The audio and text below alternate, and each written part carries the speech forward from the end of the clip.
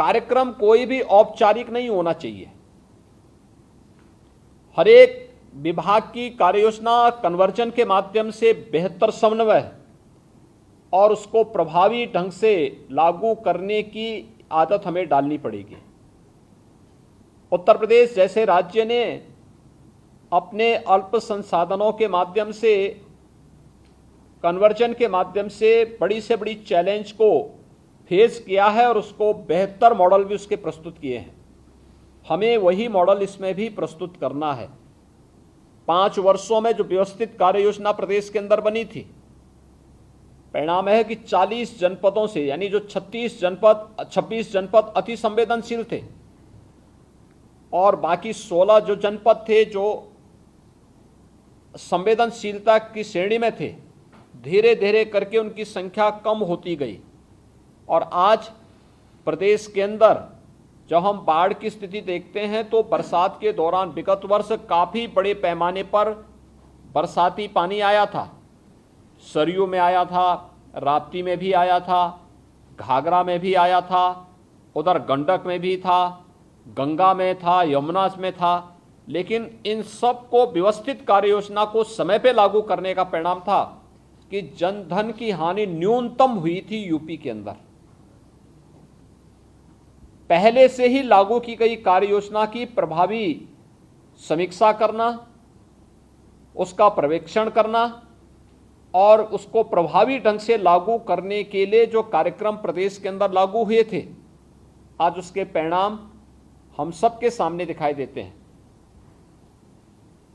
हमने नदियों को चैनलाइज करने के लिए ड्रेजिंग की, लेकिन ड्रेजिंग का कार्य तब तक पूरा नहीं होता जब तक कि हम जो सिल्ट वहां से निकले उसको सही ढंग से ऑप्शन करके उसको वहां से निस्तारित नहीं कर दें।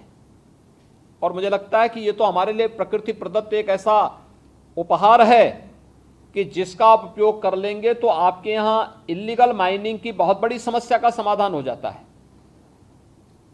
लेकिन जनपद स्तर को रुचि लेनी पड़ेगी, जिलाधिकारियों को माइनिंग विभाग के साथ मिलकर के इसके बारे में रुचि लेनी पड़ेगी, समय पे इस कार्य योजना को आगे बढ़ाना पड़ेगा। अगर सिर्फ वहीं पड़ी रहेगी फिर वह नदी के ही उसमें चला जाएगा और उसी के पेट में जाएगा तो फिर नदी फैलेगी और जब फैलेगी तो उसके बाद समस्या खड़ी होनी है। बाढ़ तभी पैदा होता है, बाढ़ की समस्या तभी खड़ी होती है जब ये हम व्यवस्थित रूप से जो चैनलाइज के कार्यक्रम को हम सही ढंग से उसको लागू करने में जहां भी विफल है वहां पे इस प्रकार की स्थिति पैदा हो रही है। इसलिए अब आपके पास समय नहीं होगा, लेकिन फिर भी अगर संभव हो सकता है तो इस पे अनिर्णय का शिकार न बन करके समय से इस कार्यक्रम को हमें आगे बढ़ाना चाहिए और अगली कार्य योजना को भी अभी से तैयारी कर लेनी चाहिए। उन संभावित क्षेत्रों को पहले से चिन्हित कर लेना चाहिए कि जहां पे हमें नदी को चैनलाइज करना हो, जो तटबंध के नज़दीक हो, गाँव के नज़दीक हो, वहाँ पर नदी का अपना एक निश्चित कैचमेंट एरिया होता है। लेकिन कैचमेंट एरिया पर जब भी अतिक्रमण होता है तो नदी वहाँ से दूर भागती है और जब नदी दूर भागती है तो उसके बाद फिर नई आबादी उसकी चपेट में आती है। उसके कारण जनधन की हानि उसके कारण होती है। हम इस बात को सुनिश्चित करें कि नदी के कैचमेंट एरिया पे किसी भी प्रकार की इल्लीगल माइनिंग न होने दें। मैं देखता हूँ कई जनपदों में नदी के कैचमेंट एरिया से लोग मिट्टी निकालते हैं, वहाँ पे इल्लीगल माइनिंग करने लगते हैं या वहाँ पर अन्य ऐसी गतिविधियाँ करते हैं जिसके कारण नदी के कैचमेंट एरिया के साथ खिलवाड़ होता है और फिर वह बाढ़ को आमंत्रित करता है और उसके कारण भी जनधन की हानि होती है।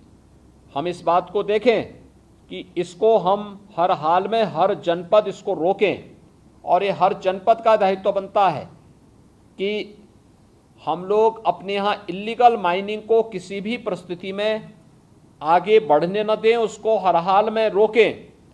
जो माइनिंग एक सिस्टम के साथ जुड़ करके शासन की सहमति से और बाकायदा नियमों के अंतर्गत हो रहा है, उसी को हम आगे बढ़ाने के लिए कार्य आगे बढ़ा देंगे तो कहीं कोई समस्या नहीं आने वाली है।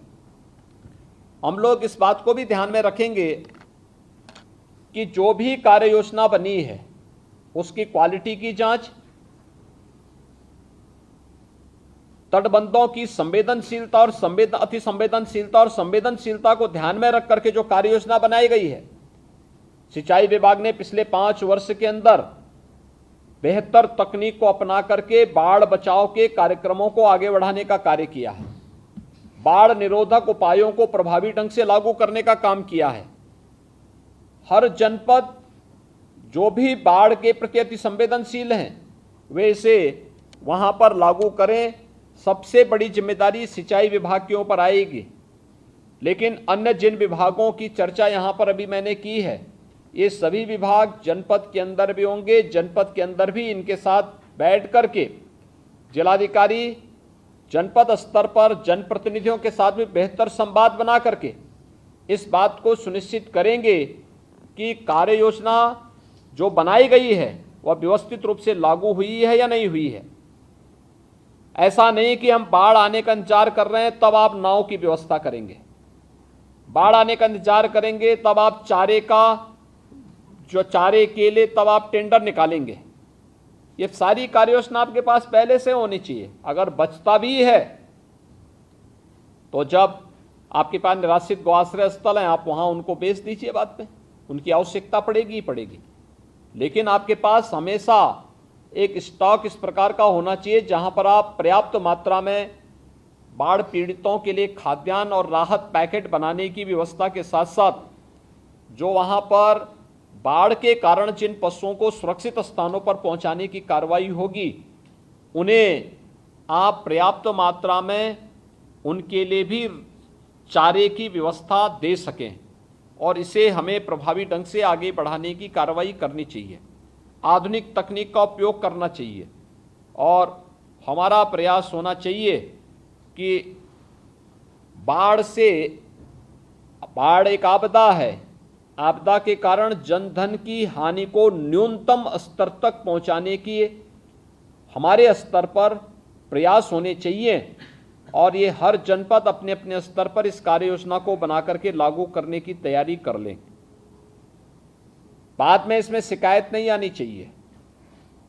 शासन के स्पष्ट निर्देश के बावजूद हम इंतजार करते रहते हैं कि जब शासन से कोई कहेगा तो हम राहत पैकेट बांटेंगे। मुझे लगता है कि अगर बाढ़ आ गई है, गांव मेरुंड हो चुका है, तो हमारा प्रयास होना चाहिए कि पीड़ितों का हम भोजन के पैकेट उपलब्ध करवा दें। अगर आपको लगता है कि गांव को वहां से हटा करके सुरक्षित स्थान पर पहुंचाना है तो हमें उन्हें सुरक्षित स्थान पर किसी सार्वजनिक भवन में सुरक्षित स्थान पर रखने की वहां पे पहले से व्यवस्था करनी चाहिए।